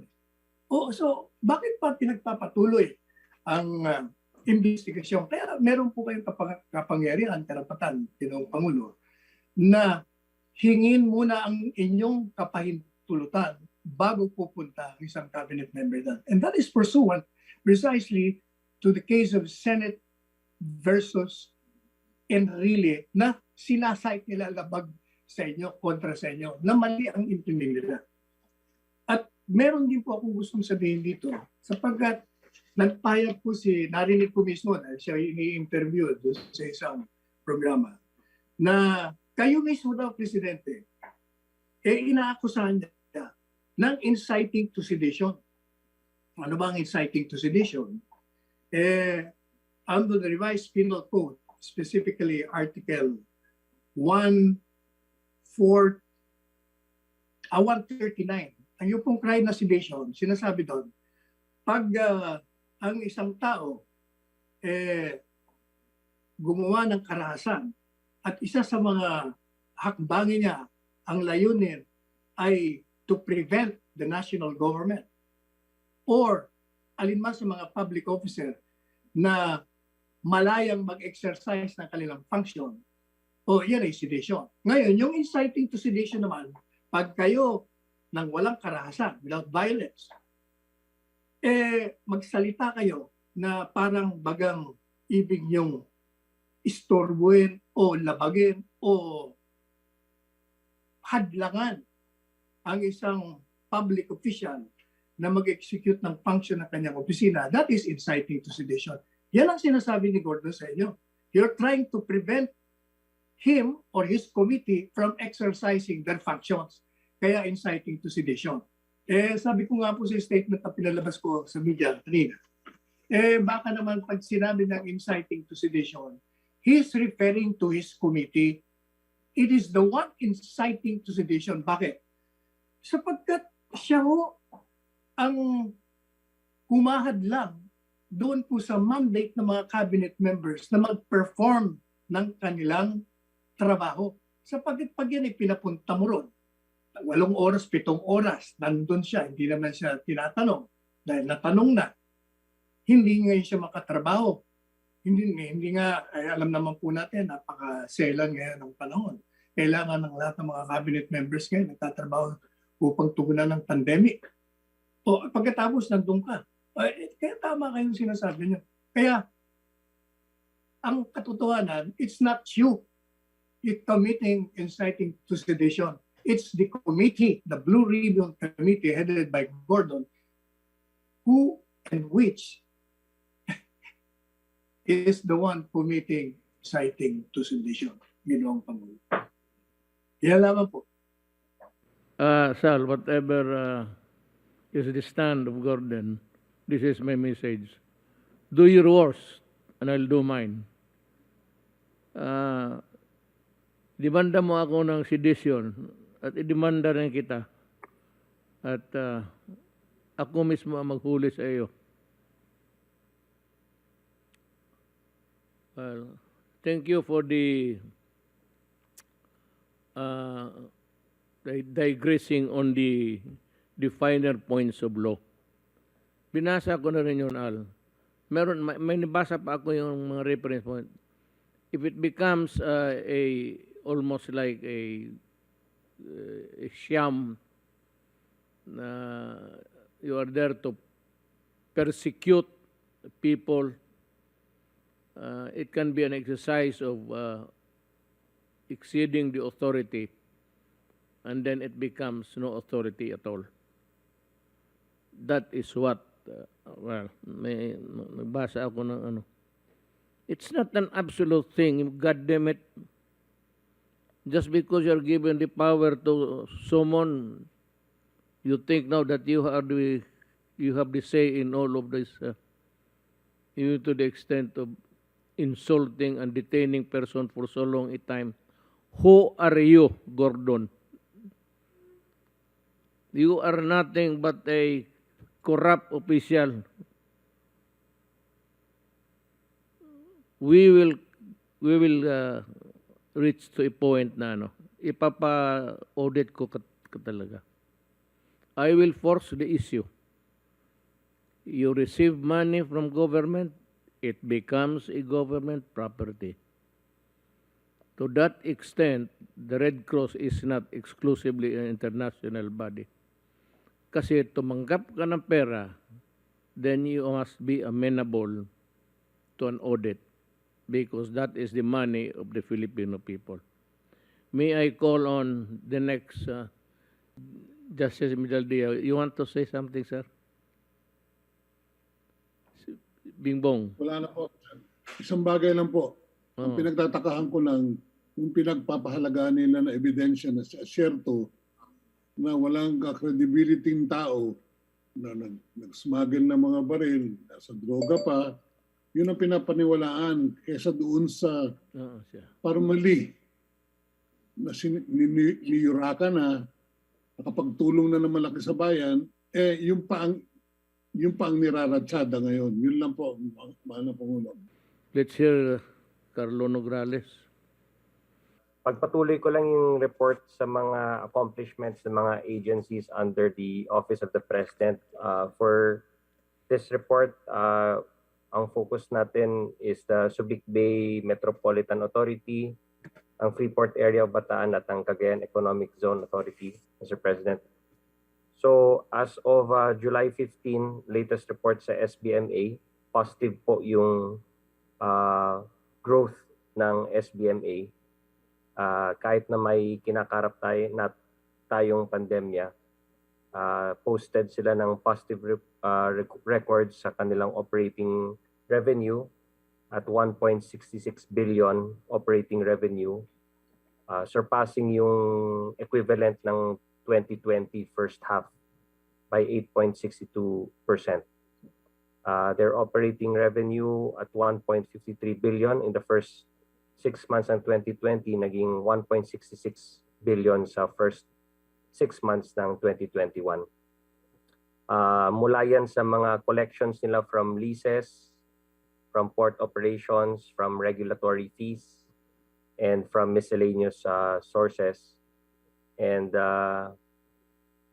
patuloy pa rin yung growth din sa imports at exports, no, from $842.29 million worth of imports, which is 40% higher than last year.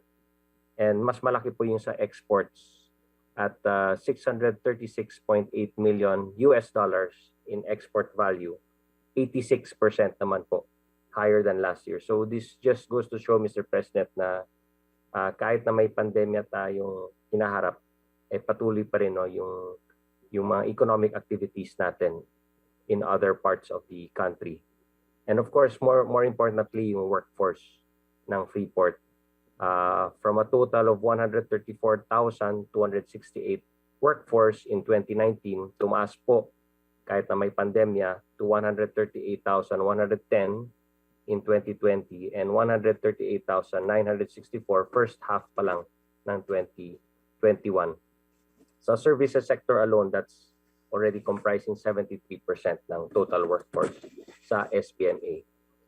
Yung port revenues ng SBMA, 645.8 million, next slide, in the first semester, which is 17% higher than last year's figures. Kung titingnan natin yung mga 20-foot equivalent unit ng containerized cargo, tumaas din po ng 14%. From 107,740 to 122,862. Of course, the SBMA attributes all of these growth to sound economic policies, best practices sa mga anti-COVID measures and the renewed growth under new normal circumstances. Sa Bataan naman po, next slide, Authority of the Freeport Area of Bataan, yung transactions din po doon, total of 8,849 transactions amounting to $425,340,000 for export transactions. While for 8,114 transactions amounting to $206,968,000 for import transactions naman po. And then sa workforce, tumaas din po ang workforce nila. Next slide. In 2020, ang workforce nila is 34,000 workers, increased by almost 5,500 workers for the first half lamang ng 2021 at a total of 40,485 workers. And then lastly, sa Cagayan Economic Zone Authority or CEZA, next slide, yung revenues nila reach 104.17 million pesos, mainly from licensing fees, rent, lease, seaport system fees, processing fees, passport, visa, and application fees, other business incomes. And even despite the pandemic, patuloy pa rin yung mga infrastructure projects nila in the CEZA. Kasama dyan yung retrofitting of aging piers and 4 units of new warehouses sa Port Irene, now nearing completion, totaling 30,000 square meters. Loose cargo port, facelifting, and the mini container yard, and the newly completed road and bridge section of the port para sa turnaround ng mga routes for trucks and hauling of cargo. And sa Port San Vicente Causeway and Wharf, including the construction of the CEZA Corporate and Commercial Centers, the CEZA Global City and Smart City projects. And in the San Vicente Port, they plan to open its new extended wharf para sa inter-island ships, ro-ro operations, and fishermen using the facility. Next slide. Locators din nila, kahit na may pandemya, ay moderate ang growth ng mga locators. And despite the pandemic, meron din pong moderate growth in their tourist arrivals. Although talagang tinamaan ng tourism dito sa area na yan. And then for employment, next slide, 2,598 workers directly employed under the CEZA, mostly from Cagayan Valley and Cagayan Province. Yun lang po, Mr. President. Maraming salamat. So, that was the last part of the program was really the one given by Secretary Nograles. With that, I would like to ask the nation to give me a little bit of allowance sa language ko. Pagpatawa mga kababayan ko, pagpatawarin mo na yan si Gordon. Huwag na lang ninyo ibuto yung buang na yan. Walang silbi yan. Yung English niya, yan lang. Hanggang dyan lang yung buang na yan. Maraming salamat.